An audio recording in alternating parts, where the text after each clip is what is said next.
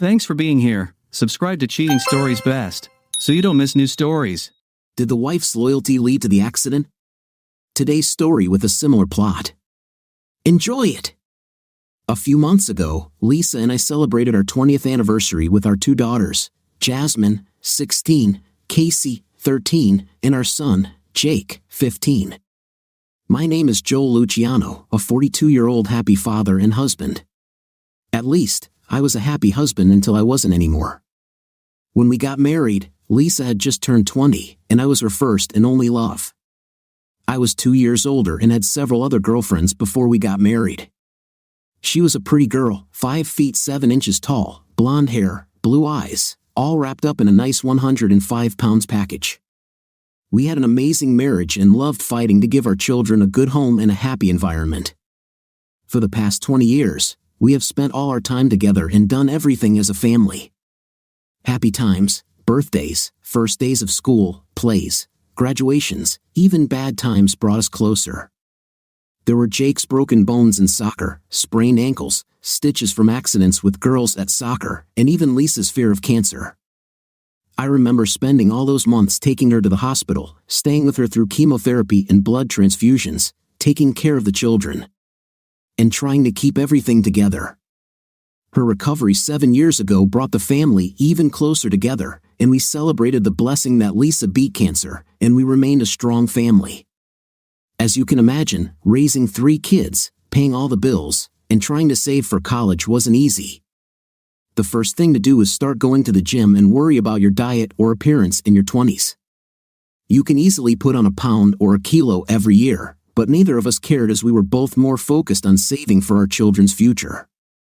I worked as a production manager for an engineering company, and Lisa was a purchasing director for a mid-sized manufacturing company.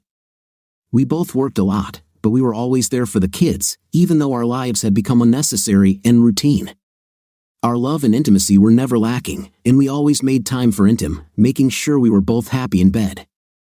We weren't bed deviants, but we were more corny than some of the stories we read together, but we both seemed happy and satisfied with our lovemaking and relationship. 4 years ago, we got new neighbors, Maria and Roger.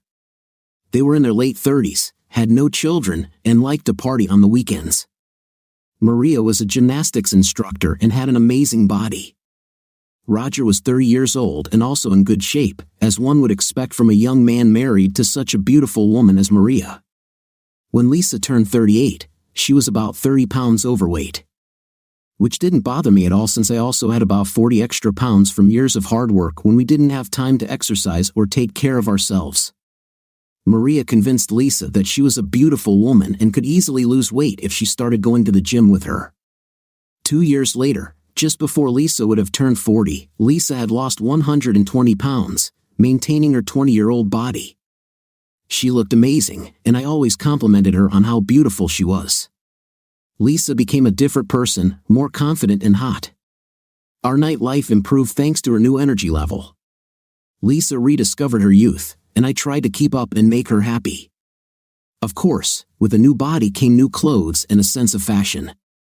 With the help of her new friend Maria, Lisa now wore more revealing, attractive clothes.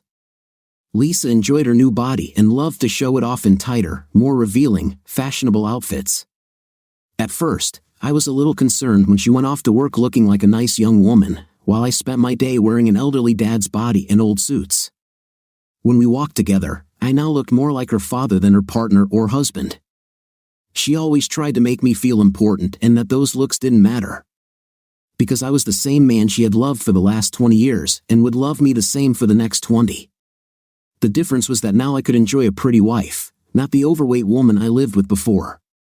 I told her that I loved this woman anyway, and her looks didn't matter.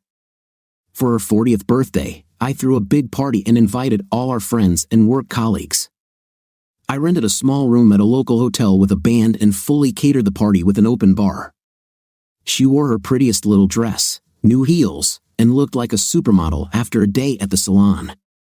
I watched the men stare at her, and I could tell she loved the attention.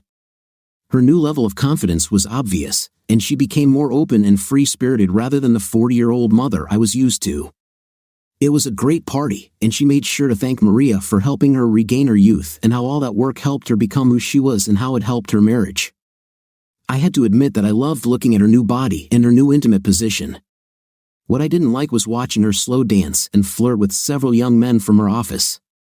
In all her years of marriage, she had never danced with other men or flirted openly, but now she seemed to enjoy the attention. It bothered me, but I let her enjoy the party and planned to discuss my feelings later. When I mentioned it that night after the party, she apologized and explained that she never wanted me to feel jealous or awkward and that she would never do that again. She explained that she just got caught up in all the excitement and drinking that night. She made up for it in bed. She was a tigress and thanked me for the party in her own special way. Life went on, and everything returned to normal, except that Lisa was home late several times a week due to gym work. I made sure I was home with the kids and cooking dinner on the night she got home late from her workouts. On Thursdays, Jake had an after-school club and needed a ride home. Lisa agreed to pick up Jake from school on Thursdays because his school was several kilometers away and crossed several busy roads. Jake complained about being picked up and wanted to walk home because he said at 15 he didn't want to be picked up by his parents. I explained that some of the roads he had to cross were too dangerous, and if he wanted to be in the school club, he had to come home with us, no exceptions. Of course, he agreed, and I picked him up every day except Thursday because of my staff meetings. Thursdays and Thursday meetings had become Mom's routine. One day, Lisa was busy at work and forgot to pick him up, and after 40 minutes, Jake decided to walk home. It was one of the few times that anyone in my family saw me upset. Lisa was apologetic and unhappy with herself when she saw that I had lost my temper and let them both know how I felt. Lisa vowed that it would never happen again, and after I cooled down, she accepted it as a mistake, no harm, no foul. And everything was back to normal in the Luciano house. Once again, she made up with me in bed that night, and life went on. From a financial point of view, things were going well, the job was good, and the family seemed happy, except for me.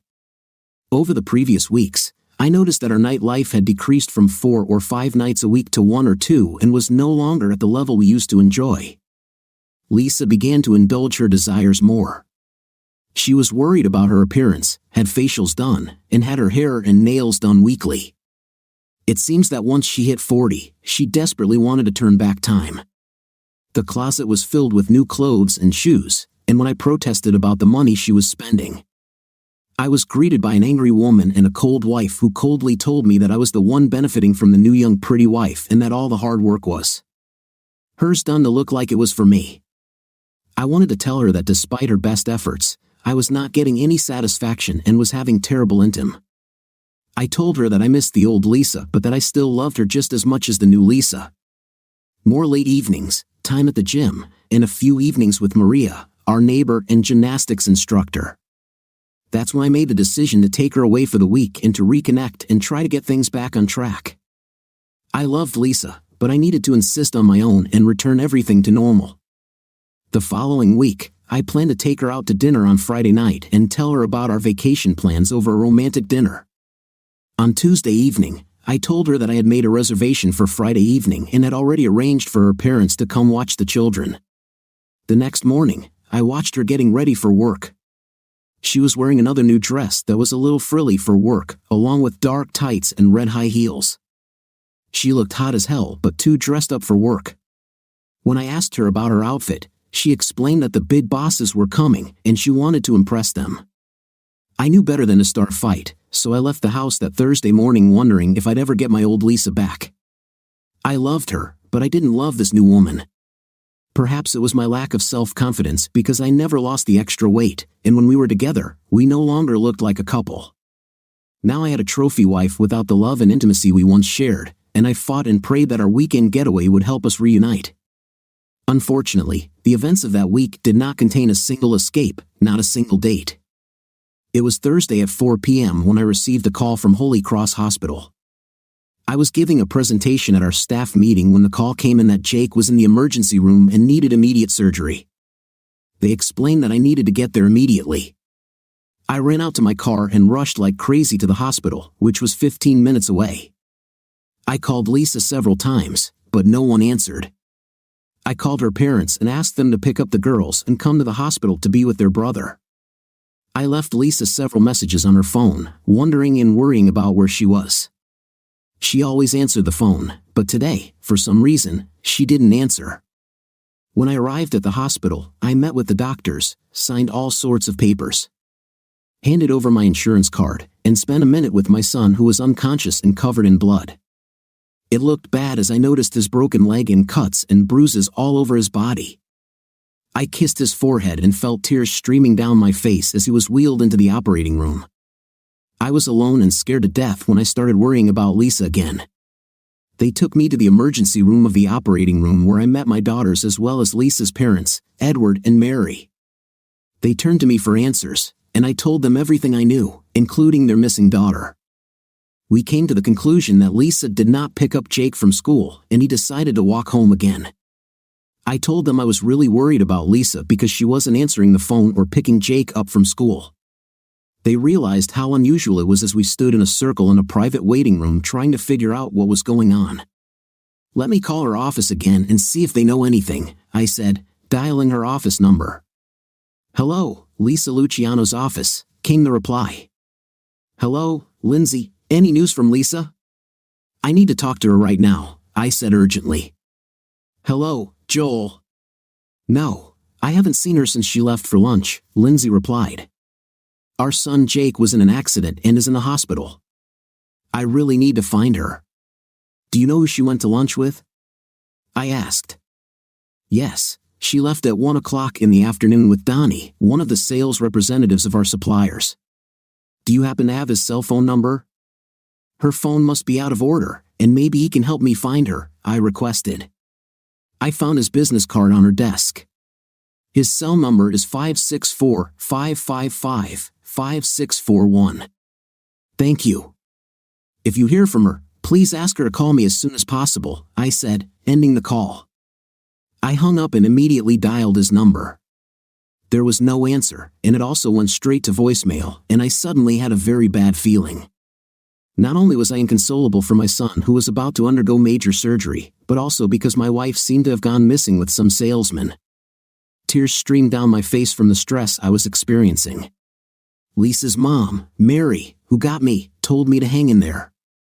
I felt anger begin to boil inside me when I heard Jasmine say, "I found Mommy, Daddy." Jasmine screamed, holding her phone. "What do you mean?" I asked. "Mom installed this Find Me app on her phones to keep track of us, and it works on her phone too." "She's right there," she said, pointing to the flashing red dot on her phone. "This is cool. Where is it?"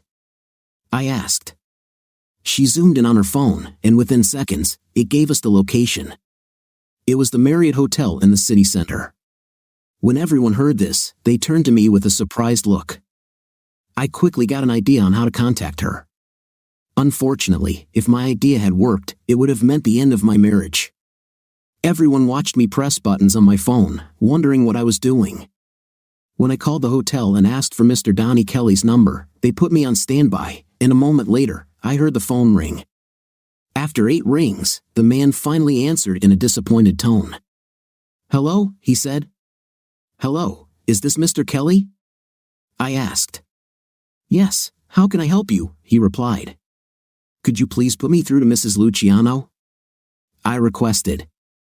There was a short pause before he answered, "Sorry, Mrs. Luciano is not here. You must have the wrong number."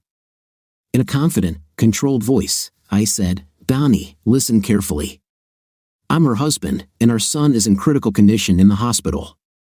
Look, I know she's there, and I need to give her the details now. Please just give her the phone." After a long silence, I spoke in anger, "Donnie, if her son dies before I talk to her, I will find you and kill you with my bare hands. You understand? Now give her the phone, damn it." I heard the phone being passed, and then Lisa's voice. "Hello," she answered in a nervous voice. On the contrary, I was firm and controlled when she answered. "Lisa, listen carefully. Jake was hit by a car while walking home from school. He's in surgery and in critical condition. When you're done having fun with your boyfriend, please come to emergency room 6 at Holy Cross Hospital. You understand?" I heard her scream when I was disconnected from the connection. I was so focused at that moment that I forgot that my 2 girls and her parents were listening to the conversation. Now they were looking at me in complete shock. All the emotions of that day and hearing my wife talking on the phone to her lover was all my body could handle, and I actually started crying for the first time in my life. I cried in front of my family. I was in a lot of pain over Jake's accident and the loss of my wife. I could no longer be resilient and strong. I was on my knees and sobbing, and my children hugged me and cried. Mary and Roger stood next to us and also cried. It was a sad scene, but I knew everyone needed my strength, so I stood up, kissed my girls, wiped my eyes, and talked to everyone. I apologize for what you just heard, but I lost my cool when I heard him answer the phone. Yeah, it looks like Lisa spent the day in bed with some sales guy from work and forgot to pick up Jake. She's with him now, but I'm sure she'll be here soon now that she knows what happened. Please keep her away from me because I'm not sure what I will do in the state I am in, I said, addressing everyone. I saw the anger in her mother's eyes. Mary was a tough woman and didn't raise her daughter that way.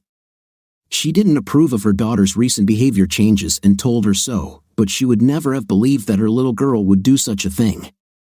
Jasmine was still crying and asked, "Dad, is Mom cheating on you?" "It seems so, but you can ask her when she gets here. For now, let's focus on praying for your brother. He needs all our prayers right now."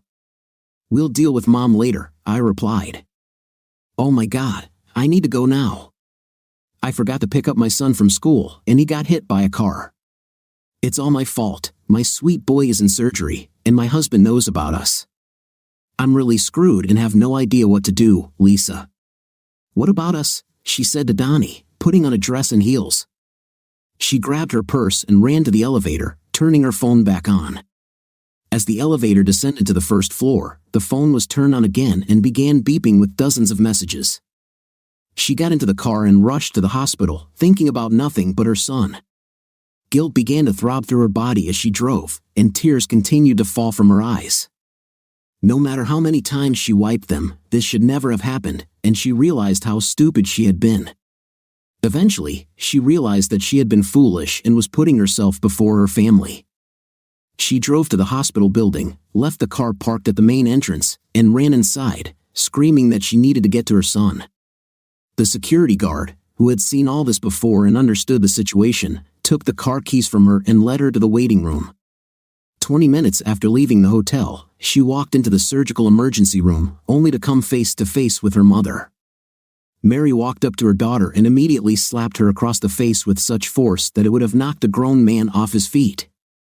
Lisa's head was practically torn off, and her face turned red from her mother's blow. "You're trash. We raised you better than this. It's all your fault. I hope you're happy," she said through tears. "Mom, everything is wrong." Her father grabbed Mary and looked at Lisa with a sad face.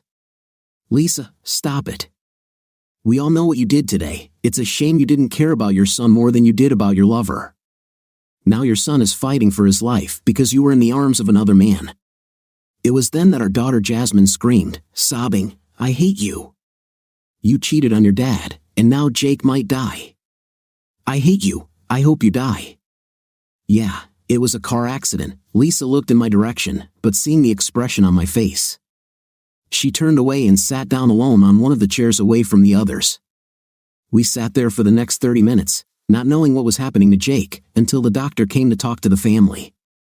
He talked about all the broken bones they had set and a punctured lung that had already been taken care of, but the problem was some internal bleeding. He explained that Jake had lost a lot of blood and was in serious danger. He said he would need blood and wanted to take some samples to see if we could donate. Of course, we all agreed. While we were waiting for our blood to be drawn, I looked at Lisa and had to ask, "Will we learn anything from the blood test, Lisa?" "Jake is my son." She cried harder than ever, hiding her head between her knees. She rocked back and forth and cried like she had never cried before. It turned out that my blood was the same as Jake's, and we ended up donating several units of blood.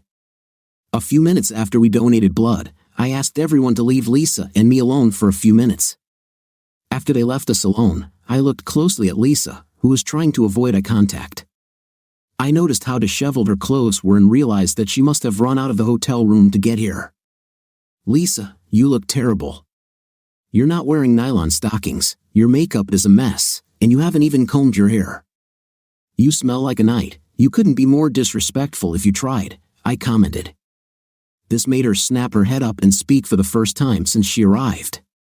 He's not my boyfriend, please don't say that. There's no one else I love, only you, Lisa, I said softly. If he's not your boyfriend, then you're just sleeping with random guys. Please show me some respect, I am not an idiot. For the last 2 months, you have been denying me intim, hell, even last night, you pretended to have a headache and turned me down again. Why, Lisa? Did you want to be fresh and ready to meet your boyfriend today? Look, now is not the time or place to discuss this. Just go home, clean yourself up, and come back looking presentable. Our children and your parents don't need to see you in this state. I don't want to discuss your betrayal or our divorce until Jake gets better. No, Joelle, you can't divorce me. I love you, please don't say that, Lisa. We will discuss our future, but not now. I can't waste my energy on you right now. I need to worry about my son. I need to focus on Jake, not what you did to our family. Just go home and clean yourself up. If you can't drive, I'll ask your father to drive you or call a taxi, but you need to leave now. Jake won't be out of surgery for a while, and you need to be here when he wakes up. The last thing he needs is to see you like this. She stood up, tears still flowing. I am so sorry, I'll leave. 2 hours later, Lisa returned, no makeup, her hair in a ponytail, jeans, and a sweater. She had stopped crying, but she looked terrible because of the tears and humiliation. Now she sat with her mom and dad, and her girls stayed next to me. I told my girls that we needed to stop resenting their mother and that we needed to focus on Jake. I explained that we would have time to talk about this later, but right now, we needed to be a family. So for the next 2 days, we took turns keeping watch over Jake, who remained in a medically induced coma. Finally, on the 3rd day, positive news came from the doctors, and Jake was fine. He would have to stay in the hospital for a while, but in about a week, he would be able to return home. We all cried and hugged each other when we heard the good news. Lisa tried to warm up to me, but I didn't want to participate and gently pushed her away, hugging my girls.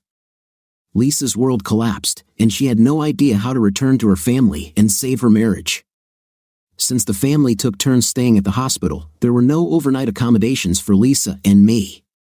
But on the 3rd day, I decided to tell Lisa how I wanted to live further. Lisa, now that Jake is better, I'll sleep at home again. Obviously, I don't want you in my bed. And since you're the one taking on new lovers, I think it's only fair that you move your things to the guest room.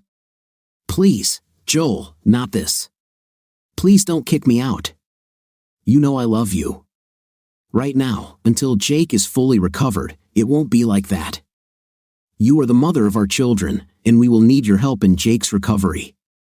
But until I decide what the future holds for me, you and I are no longer a couple. Yes, legally, we are still married, but I no longer think of you as my wife, I said firmly. Tears started flowing again, but she understood and went to the guest room. I talked to the girls, and they understood. We all agreed not to tell Jake what was going on until he was better. I turned the living room into Jake's recovery room. I rented a hospital bed and a wheelchair, hired a day nurse, and prepared for his return home. Since Jake was in the living room and couldn't move, he wouldn't know about us sleeping separately. While the girls kept our secret, his recovery was our priority. The truck driver turned out to be an ex-con who had been mistakenly hired by Scientific Laboratories, a large publicly traded pharmaceutical company. Somehow, he passed their screening and background check, which would end up being a costly mistake. During the investigation, police discovered that the driver was smoking, intoxicated, and sending text messages from his phone at the time of the incident. The trial received national attention due to the already high crime rate and current dissatisfaction with pharmaceutical companies. Our lawyers knew we had a win-win case and sued for an extremely large dollar amount. After the jury heard the whole story, the company realized they were in trouble and offered us a hefty 8-figure settlement rather than risk even higher punitive damages from the jury. This did little to assuage our anger and grief, but it did allow Jake to receive the best possible medical treatment and physical therapy. It was also enough to secure his future, pay for the kids' college, and allow me to take time off from work and be there for Jake for the year and a half it took for him to fully recover. When my mother slapped me, my world became clear again. I looked around the room and saw all the people I had let down and hurt. Feelings of remorse, guilt, pain, and failure flooded my body, and all I wanted to do was run and hide. I begged for some forgiveness, but I was only treated like a scoundrel. The pain intensified when I heard Jasmine tell me that she hated me and wanted me to die. All I could do was cry and feel sorry for myself. The thought that all of this was my fault filled me with a feeling of fear and sadness.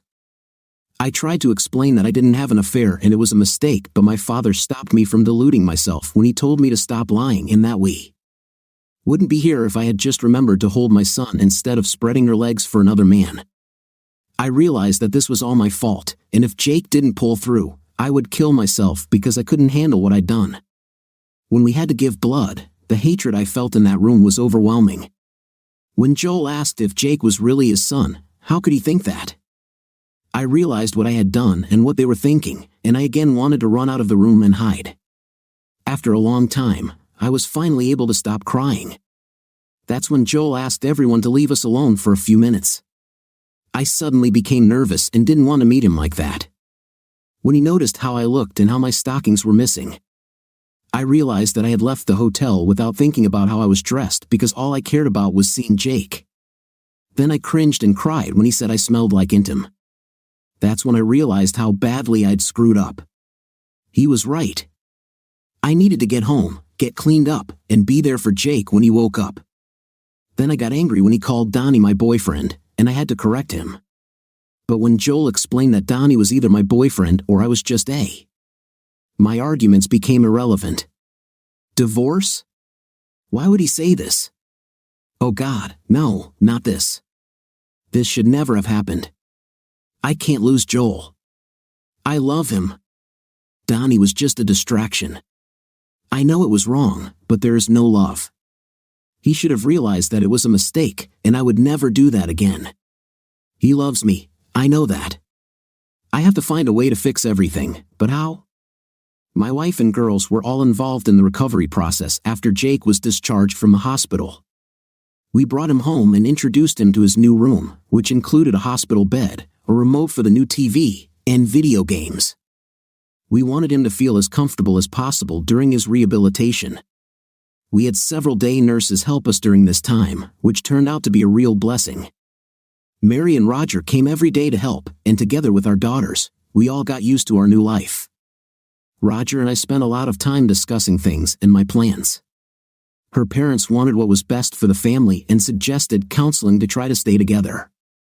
I told them several times that I was not ready and that I wanted to continue to focus on helping Jake get through his difficult time. Lisa and I only talked when we were with Jake.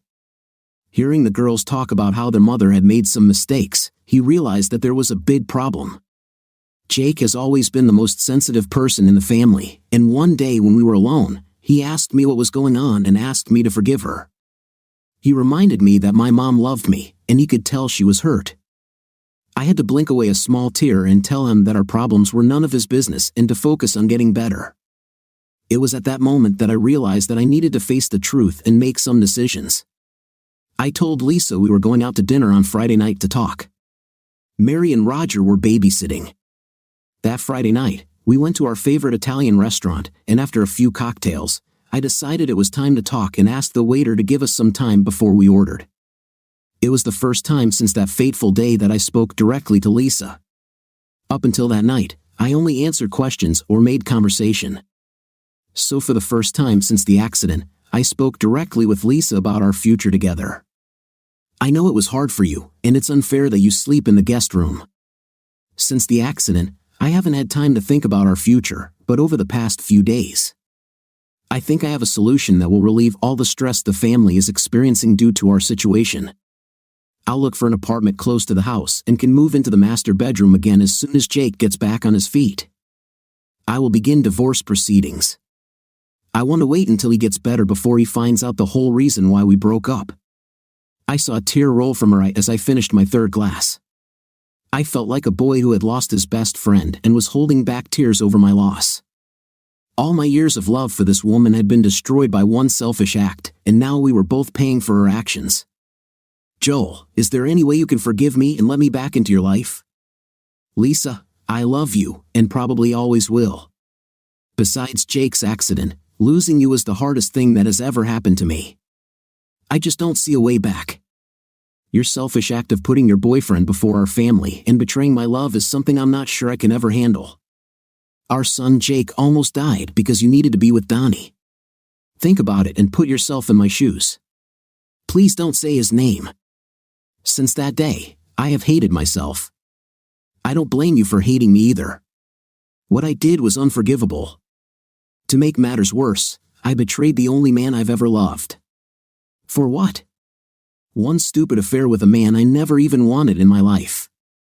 I know I screwed up, and I don't deserve anything from you or the girls. But is there anything I can do? Lisa, I don't think so. As far as I know, you didn't do anything to resolve the situation, and that just shows me that you really don't care. Once we get divorced, you can go back to your boyfriend or someone else with your new body and looks. I'm sure you can get any man you like, I said sarcastically. Okay, I deserve it. But after the accident, all I did was try to be with Jake. I tried not to think about what I did to you. Let me make things right and give me another chance. Please do what you want, Lisa. I'm not making any promises here. I'll wait a few weeks before I start looking for an apartment. But honestly, whenever I think about the months leading up to the accident, the way you treated me, the lack of a night, and your narcissism, I have to believe that you really don't care. I was by your side during your illness and worshipped the ground you walked on. You took all this love and threw it away. You gave what was once mine to another man. You let him use you, and only God knows what you did to him. I don't know how I can forget this, Lisa. Tell me, how long had you been dating Donnie before that day? I've never been with him before. It only happened once, I swear, and there never was anyone else. This was not the answer to my question. I asked, how long have you been dating Donnie? Obviously, you two had been making plans before that day. I'm guessing you had lunch, maybe an after-hours drink, a special text message, or an email or two. If I check your phone text messages or email, will I find a relationship? You see, Lisa, giving yourself to another man is more than intimate. The moment you started thinking about him, giving him your attention and intimacy, it turned into an affair. So I'll ask again, and please be honest. Your lies or deceit will not help our future. I understand your point of view, and I see how much I screwed everything up. I think it started about 3 months before the accident, just before my 40th birthday. I felt old, but when he found out I was turning 40, he started telling me how young I looked and giving me all sorts of compliments. I'm sorry, I know it was wrong, but I liked them, and I liked hearing that I was desirable to a younger man. I felt hot, and he kept flirting, and I let it take over me. You're the only man I've ever been with, and now 20 years later, I feel like a schoolgirl again. He kept trying to ask me out to dinner, and the constant flirting made me feel even nicely. When he invited me to lunch that day, he took me straight to his hotel room and told me he would order room service. It only took a few minutes before he seduced me, and since then, I regret my actions every minute. I swear it only happened once, and I will never do anything like that again, Lisa.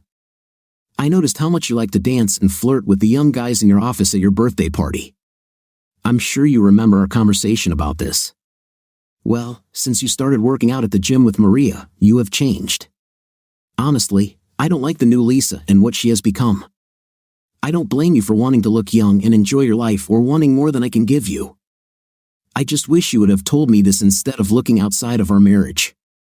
I don't want to live with this woman, and I feel like I need to compete with younger guys or that you are doing something behind my back.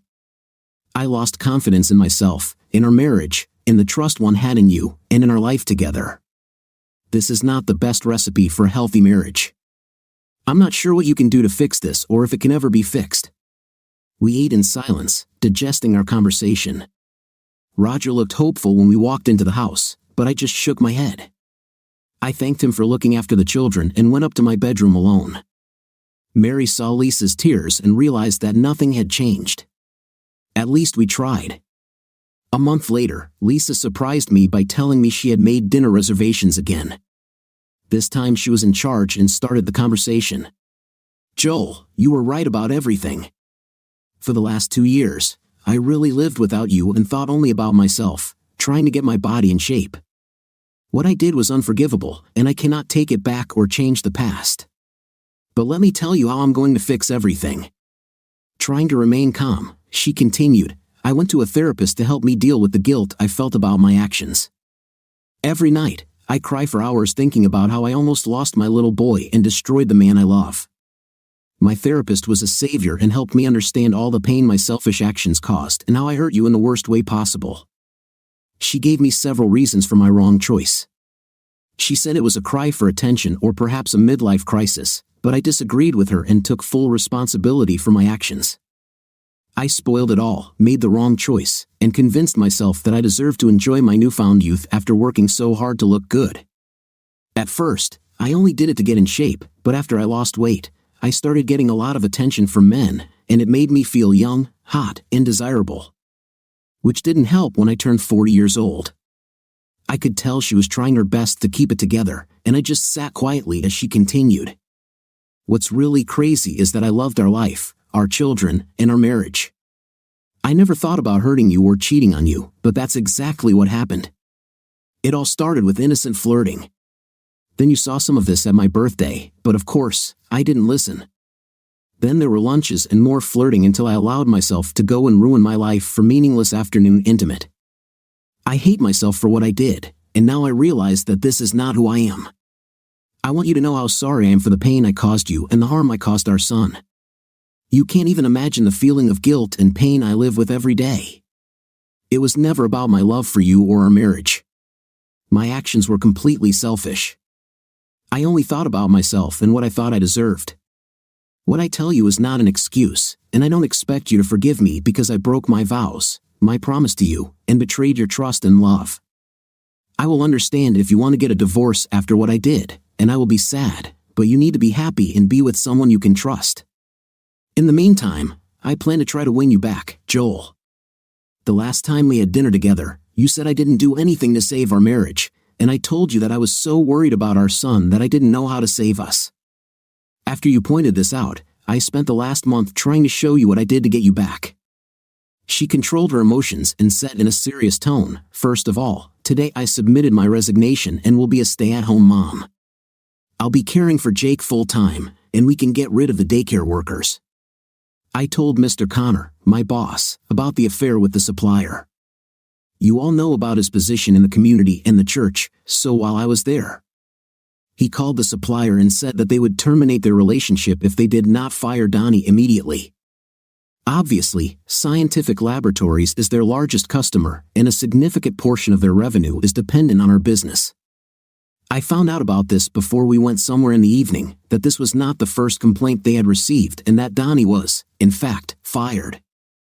After that, I went to see his wife, Patricia Kelly, and apologized for what we had done. I broke down and cried when I told her the whole story and how I tried to improve my relationship with you, the only man I have ever loved. She was much nicer than I would have been, but I think she understood how terrible I felt. Patricia tried to console me. She said it wasn't all my fault, as Donnie was a real ladies' man and had a talent for seducing women, but she was strict and told me to never disrespect the man I love again. She wished me luck in getting back together. She said that this was not the first time this happened, but that it was the last time. I think she was going to see a lawyer after I left. I called Maria and told her I was canceling my gym membership. I also plan to continue therapy. I understand that I am a grown woman and I have a family that needs me. I intend to be the best mom and wife possible if I get the chance again. I also gave away all my new clothes and kept only a few items that were more suitable for women my age. This conversation gave me some hope as she continued. Over the past few weeks, I have read dozens of articles about love affairs. I have even read several stories in which the wife undergoes a polygraph test to answer all the questions that an offended husband might have. From what I've read, there are about 20 common questions that need to be answered. So last week, I made an appointment and went to an office downtown that specializes in performing lie detector tests. I asked them to ask me all the questions that I had prepared. They said the questions were unorthodox and not what they usually asked, but agreed to my request. They said they would add them to their regular questions at random. I gave them a list of questions that I knew you would be interested in and answered them honestly. In a desperate voice, she said, "This envelope contains the answers to your questions. I want you to know that I did not open the envelope or look at the results. I know the truth, and I am confident that these results will allow you to understand that I am telling the absolute truth. I will even voluntarily agree to take a test every few months to prove how much I love you and that you can trust me again." I also met with a lawyer and asked her to prepare a postnuptial agreement to prove how serious I am and to try to regain your trust. The postnuptial agreement states that if I ever screw up again, I will give up custody of the children and leave our home without support or child support. I've read that this is common for traitors like me. Yes, I know who I am now and what I have done. I accept this title, no matter how dirty it makes me feel. I also know that I need to atone for what I did, and I promise to always put you first, she said as tears flowed from her eyes onto the table. In the envelope, you will find a postnuptial agreement along with the results of a polygraph test. I sat there stunned by her actions and her revelations about what she had done. My wife understood the impact this had on our family and our marriage. "Well, Lisa, I have to admit that I'm surprised by your actions. This does give me food for thought, but I have one serious question. Why are you trying so hard to save this marriage? I mean, you obviously lost respect for me as your husband and were looking for something better. Now, with your looks and great body, you can have any man you want.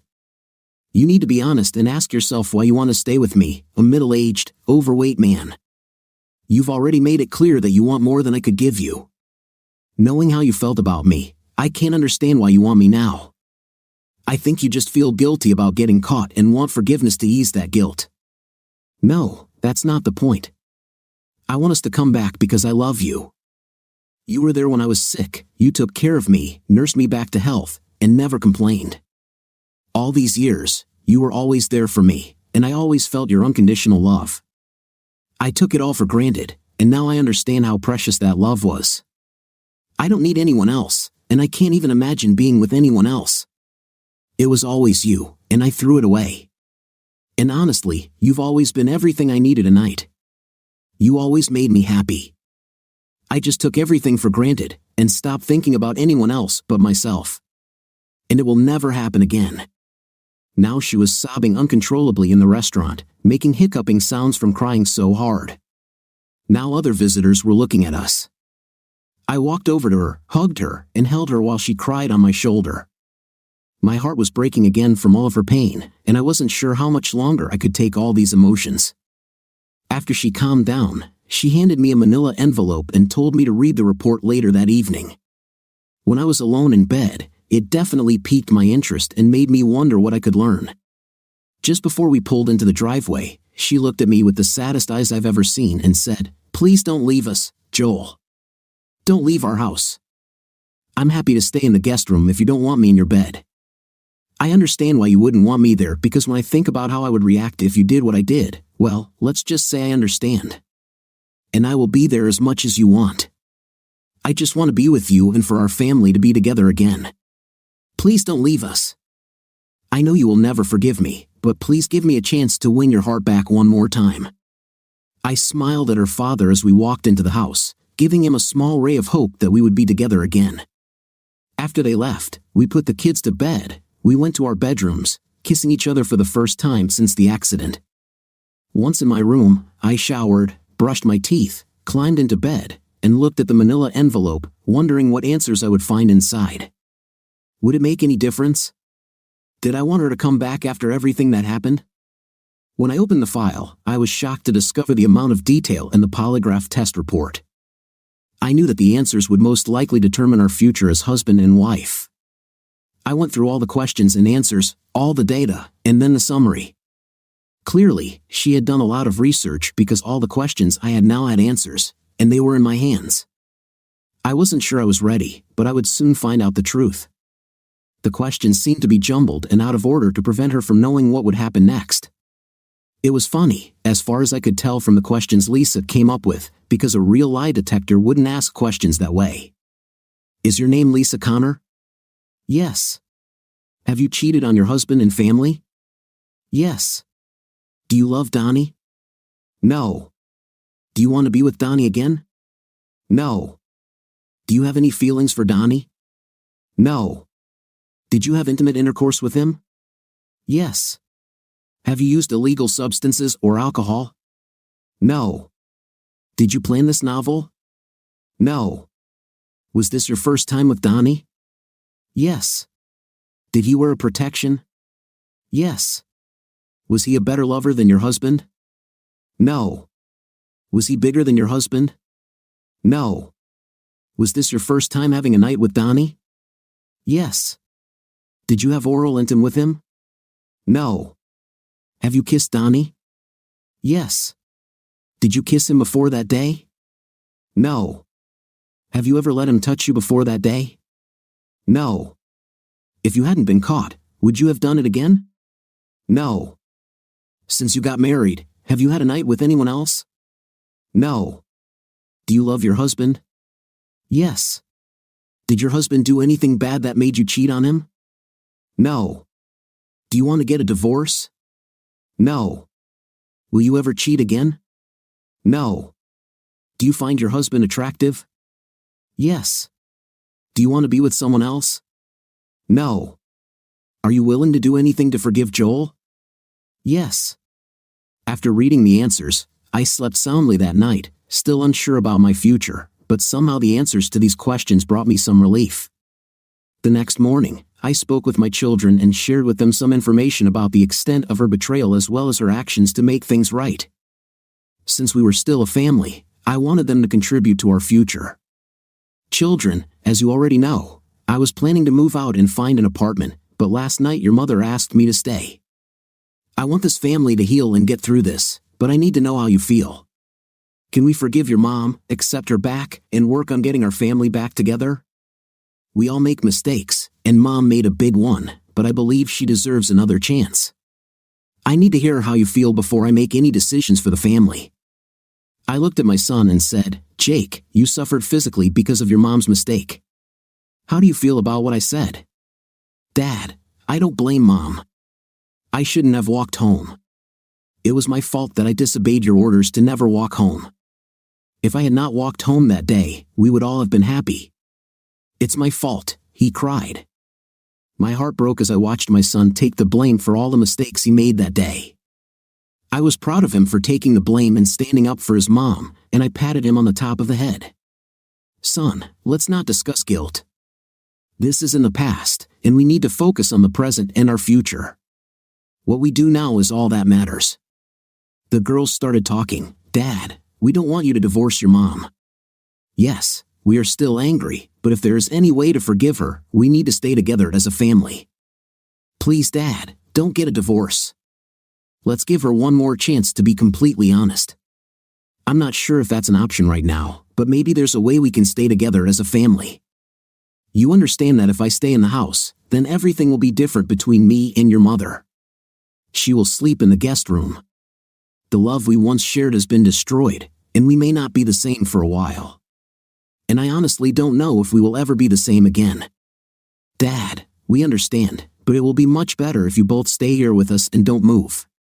Maybe in time, we can all return everything to the way it was. Now I was proud of my girls and realized that we really raised good children. At that moment, I knew that we would try to save our family and forgive. We all went up to Lisa's room and told her we wanted to have a family meeting and asked her to join us. Lisa looked terrible. She had bags under her bloodshot eyes. She was obviously suffering from stress and crying because of her family's coldness. Her life became a living hell. Oddly enough, the only person who spoke to her and undoubtedly forgave her was Jake, her son, who suffered the most. He was the first to forgive his mother. It was our first family meeting since the incident, and Lisa was nervous as she sat alone on the couch.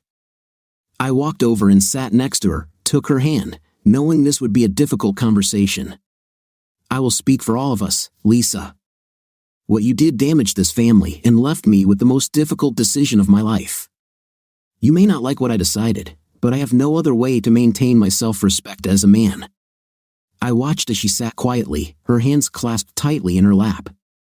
The children have expressed their wishes and want our family to stay together. Until last night, I didn't think there was a way to stop me from leaving you and moving to a new apartment.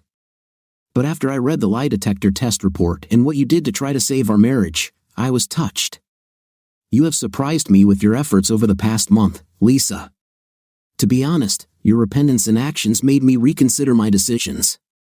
Your deception was devastating, but the real damage was done by the way you treated me and my family over the last 6 months.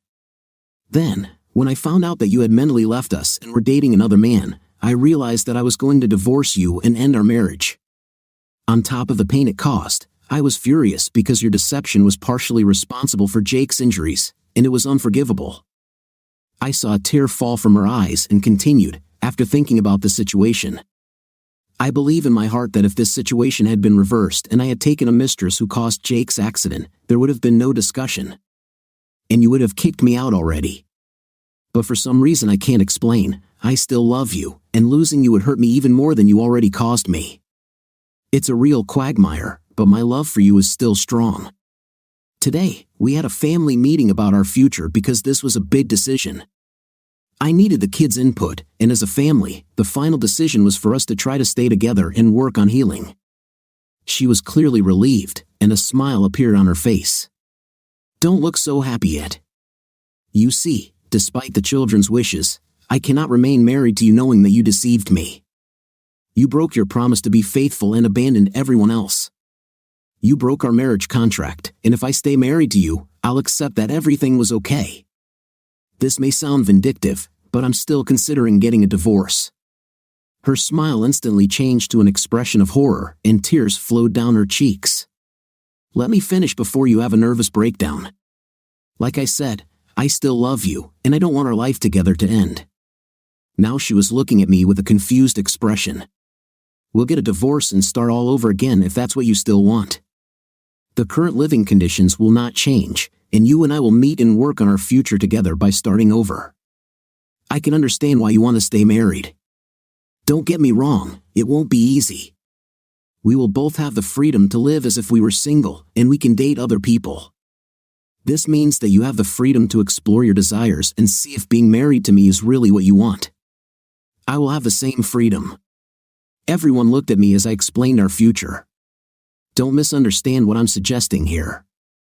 I have no desire or plans to date others, but we both know you had desires outside of our marriage, and I can't risk you doing it again. If you do this, I might also want to be able to find someone else. I had to stop for a drink because my mouth was dry and my emotions were running high. The next 6 months to a year will allow us both to find out what you really want in your life. It will also give me time to see if I can live with the knowledge that you needed another man in your life. I haven't mentioned this before, but my confidence and self-esteem have become an additional casualty of your betrayal. And it is something that I will need to resolve and restore before I can commit myself to you again. I liked your idea of a post-nuptial agreement and almost accepted your proposal. But I realized that staying married under these circumstances would mean condoning what you did, and I still wonder if you want more than I can give you. According to my plan, you will have the freedom to make your own decisions for the future. Depending on how things work out between us, I may try to trust you again. If all goes well, the prenuptial agreement and new vows will be signed at our wedding ceremony. Yes, we will have a wedding ceremony to publicly commit ourselves to each other once again. Without stopping, I continued, during this time, consultation will be mandatory. I will also be seeing a counselor to help me deal with my anger and trust issues. And we will also be attending couples counseling as you have hurt us all in different ways, and we all need to work with a professional. The simple solution would be to just get a divorce and move on, but we love you, and I want to make an effort to stay together. You also need to work on repairing your relationship with your parents if you want to stay with your family. You have a lot of work to do. Last night, you told me that you would do anything for me to stay. If you still want this, then be prepared for a long healing process. I stopped and let everything digest, and we sat there until the pressure of silence became unbearable. So, Lisa, are you still ready to do whatever it takes? Do you still want to try to keep this family together? Lisa clasped her head in her hand, in tears. Yes, I love you. I don't want a divorce, but I understand how you feel. Thank you. I know I don't deserve a second chance. I thought about what you said, and if things had been different, I would have divorced you already. Give me one more chance is all I ask, and I will prove to you that you are everything I want and no one else. I promise I will make it up to everyone. I'm so sorry, and I pray that someday you can all forgive me for what I did." I stood there as the girls came up and hugged their mother. I held Jake's hand, and for the first time in months, we were together again. At that moment, we knew we had turned the corner and would emerge stronger from all this drama. It took me over 5 months to let her into my bed again. I had to give her credit because she did everything she could to win back my trust and love.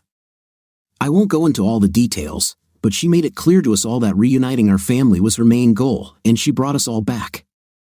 After a long recovery, dozens of counseling sessions, and family outings, from that day on, we spent all our free time together as a family. Lisa came to my bed several times during that year, but ultimately it was just a way for both of us to get rid of our intimate frustration. There was no lovemaking. Our time was never more than a few minutes because my mind kept thinking about that terrible day. Neither of us had met or even discussed anyone else. My own therapy sessions helped me accept what was happening and regain my confidence. After losing interest in intimacy with Lisa, I was finally able to perform and get some intimate satisfaction, but lovemaking took much longer. After 10 months, we did complete our sessions, but it was several years before we experienced the level of intimacy we once shared. Her betrayal left a lasting wound that I have never been able to fully heal. Lisa's commitment was strong, and she proved to me that she was completely devoted to me and was not interested in anyone else. Her love and encouragement helped me get my confidence and self-respect back to an acceptable level, and I was finally happy again. A year after this meeting, we had a small wedding ceremony with a few friends, her parents, and children. We exchanged vows and signed prenuptial agreements. During our small reception, she gave a short speech to everyone, apologizing for her actions that had hurt the entire family and thanking everyone for their support. She promised to be a loving mother and a faithful wife. Many tears of happiness were shed that day, and I even felt a few tears fall from my eyes during our reconciliation. Lisa became less sociable and suffered in her own hell. She realized how much I had suffered because of her affair. We remained married and happy for the next 30 years. We watched our children get married and have children. All in all, it was a happy life, and the events of that tragic day are now in the past and will never be mentioned again. Donnie paid for the damage he caused to my family and marriage. His wife kicked him out and served him with divorce papers soon after Lisa confessed her sins to her. As a result, he began to live in a one-room apartment after paying child support. Donnie lived a miserable life torn between alimony and support payments. Because he was only allowed to see his children on weekends, he was left penniless and depressed. He suffered even more when he found out that his ex-wife was dating someone and how much the children loved their mother's rich boyfriend. Weekends on his yacht trips to Disneyland and Universal made him jealous and sad as he realized that their future stepfather was a better man. Donnie continued to experience bad luck from job to job as he continued to screw things up. The dates with the girls also didn't last long when they found out about his history of cheating. He continued to date married women because they were easy prey for his looks and charm. This was his downfall. One night, he was run over by another angry husband as he was leaving a club. He suffered internal bleeding, a dozen broken bones, a collapsed lung, and terrible pain for 3 days straight until he died. He left a trail of pain behind him and died alone because the family could not lay claim to the body. The state eventually cremated his remains and buried the ashes with other unclaimed bodies in a mass grave. I learned about Donnie's difficulties from his ex-wife, who thought it might help bring closure to my wife's affair.